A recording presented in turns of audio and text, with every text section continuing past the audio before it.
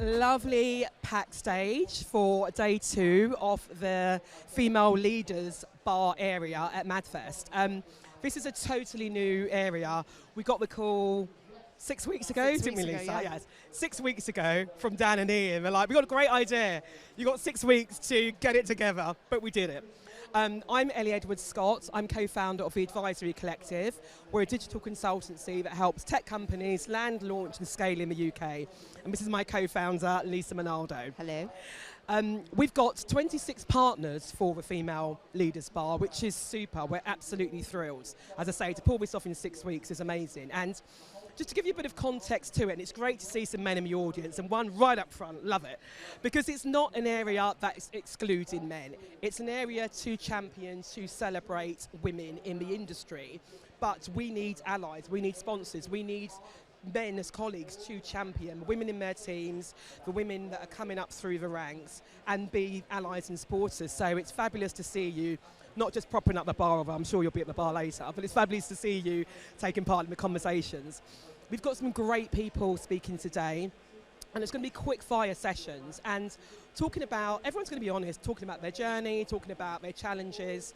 So I think we're going on till about 4 o'clock in terms of the content. A lot of quick fire sessions. Anything that I've missed, Lisa? Anything I need to add? No, I don't think so. I think probably one thing to do is sort of really harness all the people that are around as well. You know, talk to people, leverage people. You know, we're all there to encourage, to support, to have our brains picked and, yeah, enjoy it. Yeah. Thank you so much. And I'm going to welcome to the stage Kat Daniel. Good morning. Welcome, Kat. So you can see Kat's title there, Head of Growth Marketing at Monzo. And as I say, this is going to be honesty session, so we're going to dig deep, Kat. We're gonna dig deep, hear your truths, and also just hear some advice and inspiration to share with the audience, if that's okay. So, can you just start with your personal story as a female leader, and just talk a little bit about your journey so far? Yeah, of course. So, I guess I'll start by saying that I don't always think of myself as a female leader, although I am a female and also a leader. But I'd really love us to get to a world eventually, which is why concepts like this are so wonderful, where we are just leaders and the word female just sort of isn't relevant anymore, you know? We're just leaders in our own rights, which will be so crucial moving forwards. But that aside, my story. So I started working in the marketing world pretty much straight out of university after a little brief foray in recruitment that's best not spoken about. And then moved into the marketing space after that. So I worked in at the Financial Times in media to begin with, and then moved across into the entertainment space, and I worked there for a number of years before moving more recently, about a year ago, to Monzo as growth marketing director there. So I took probably the most relevant thing to this conversation, or relevant to my story as a female leader specifically, is that I took a little career break when my children were small. So I have 2 children, they are 10 and 8 now. And when they were small, I went on maternity leave to have my son, took a sabbatical, and then got pregnant with my daughter during the sabbatical.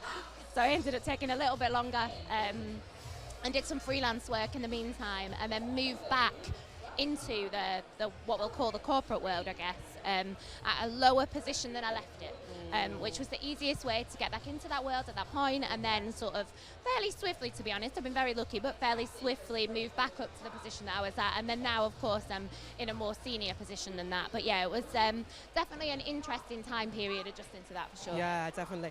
I was going to talk about inspiration, but before I'm going to touch on that point about having to come in at that lower, that lower level. What other barriers have you had to overcome? Have you had any other barriers to overcome? And the second part to that question, do you think those barriers are still existing for people within the industry now? Yeah, so I think it's an interesting one, right? Because I made the choice to take extra time out of my career and to do some freelance work to be able to focus on my children for that period of time. And that was the right decision. And I would never change that or do anything different. And I think it's super important that women are able to make the decision that is right for them at any given time, right? But it's of course challenging coming back into the workplace after children in that space, and it is a problem that you don't often see from men, because quite often businesses are not set up for the parental leave to be shared in the same way, and so you don't always see those barriers. So yeah, I think that's really important. I think it's really important to say that it doesn't. But one of the biggest barriers I think as women that we can face is the judgment of other people, right? Yeah. And I think it's really critical at this point to say that women can choose to stay in leadership because they love being in leadership in the org that they're in. They can choose to move to a different organisation. They can choose to leave it completely and do something completely different in their career because that is the right thing to do. They can choose to have children, to not have children, to stay at home with the children, to go back to work immediately after the children, and all of that is okay. Women can be loud, they can be quiet, they can be vocal, they can be not vocal, and that's all absolutely fine. And often, sadly, the biggest critics of women Are overall women. and in the Are workplace women, are yeah. women. Yeah, exactly. we can be so hard on Exactly, ourselves on ourselves and on other others. people. Yeah. And so the single biggest thing that we can all do as women, and the men in the room as well can all do, is not do that. Is to really not do that. To really remember that the only story that you have any control over the narrative in is your own.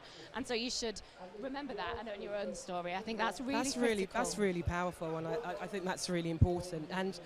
And on that, do you think that now for women starting out in the industry or navigating through the industry, do you think it's easier? Do you think they are taking on their own? Because if I look at, I've been in the industry 20 plus years and I've compromised along the way, and my second pregnancy I had to hide because I was getting promoted into an MD role and just ridiculous things like that. But do you think is it easier for people to navigate now, women to navigate? You know what, I think it's different.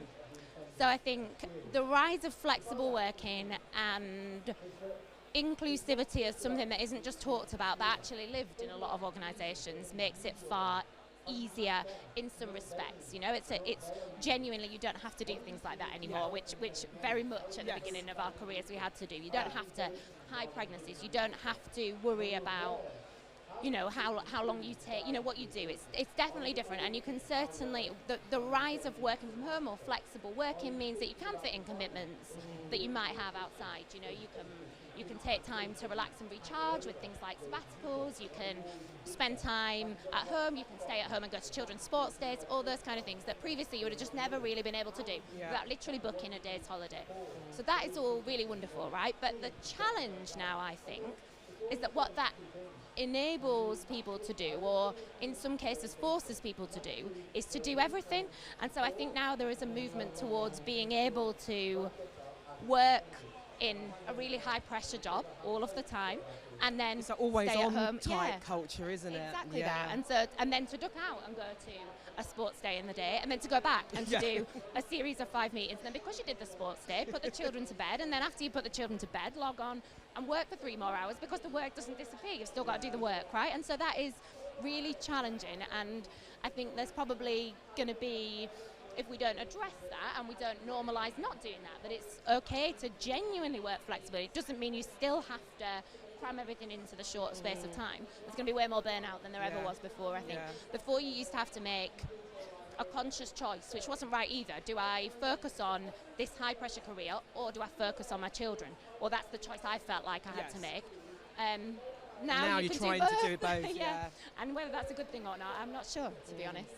So on that point, what can companies do? What can the industry do to make a better environment, not just for females, but a better environment generally, a working environment? Definitely. So I think there's a number of initiatives that are super powerful. So at Monzo we have a 3-month paid sabbatical once you've been at Monzo for 4 years, which is a really great, That's awesome. it's a really great benefit. That means that women and men can go and recharge. They can go and spend some time. We hear direct stories from people who've gone and spent that time with the children, particularly men as well, when the children are small, who would never get to spend that time with them, which is really powerful.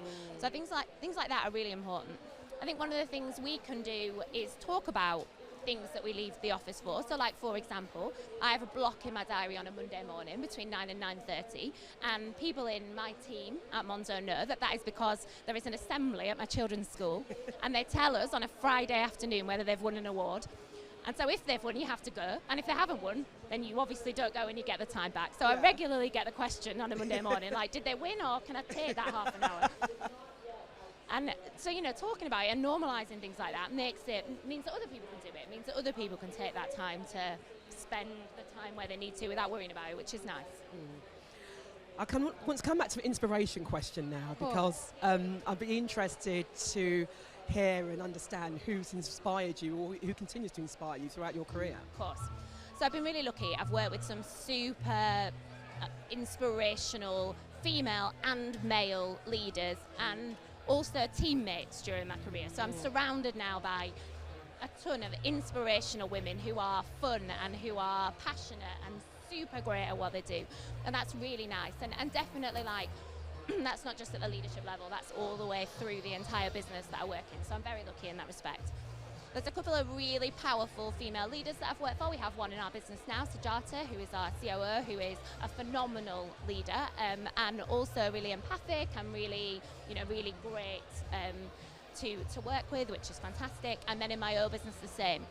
But I think probably the ones that are relevant in this context the most are the men who I have seen through my career really make space for the women's voices to be heard in the room. And there's one particular leader who I used to work with, who is called Tom, who always, you would regularly hear him say, I think Kat maybe said that, but then you just said it differently, which is super powerful for a man to do, because it's often something that you don't see, and so that's really important as well. Talking about Monzo specifically, and you've mentioned some kind of senior or inspirational people within the organisation. Monzo's known for being a disruptor within the fintech space, but the fintech space is still very, like the ad tech space, still very male dominated. Does that annoy you? How can we change it? What can we do to kind of get more women into fintech? So you know what, there is always more that can be done, and the things that people need to do are the things that I talk about. So genuinely, rather than talking about it as a business, putting in genuine initiatives that actually help to promote women in the workplace, like the sabbaticals, like shared parental leave, all those kind of things, which are super useful. I think we are moving towards a fairly good place at Monzo, and so we show it with our actions. So 56% of our board are female, which is phenomenal. Sorry, it was loud. 56%. Oh, that's really good. Phenomenal. And in our tech leadership roles, which is always the space that is a little bit more challenging to get women into, we sit at 22.5% of our leadership tech roles are women, well above the average for our industry, which is great. But there is always more to do, and I think it is talking about female experiences in the space. It's about putting in policies that make it easier for females to work there. And then, if you see representation matters. So what you see in an organisation means that then you think you could do that. Exactly. So it's things like this are super important for making sure that representation exists. Yeah, great. I think we're coming up to time, but something that's not. I'm going to throw a question at you. So you haven't prepped for this one, but I'm just interested to get what 3 words of advice would you give to people in the audience, kind of mid-level of their career, wanting to make the step? What 3 things should they be doing or thinking about? It's always good to do things in 3s. 3 words. Does it have to be 3 words? It doesn't have to be 3 words. It can be nuggets of advice. Yeah, fine. So one of them is the one that I said before, which is just don't judge. Think about your own story, what that looks like. Take inspiration from other people, but be the woman who straightens the other woman's crown when they're not there, because that's the most important thing that you can do. That's nice. I think from a leadership perspective, remember that you don't have to always be the loudest voice in the room, and actually there is something really powerful in sitting back, listening to what people say, and I should do this more often sometimes. Sitting back, listening to what people say in the room and taking inspiration from it. And then the third is that actually the real way that you make things work is to surround yourself by people who are better at what you do than you. People who know more about particular areas of your craft than you do, because that is the only way that you can really grow as a person and as a team. And so that's important as a leader as well, isn't really it? To recognise that you've got a team of people with different strengths, and maybe strengths that you don't have. Exactly. And really looking for that, really thinking when you're recruiting for someone else to join the team, thinking, well, what gaps do we have? What are the people that we've got like, and what do we need to make this a diverse team? Because that's the way that you really succeed. Definitely. Thank you so much, Kat. Thank you very much.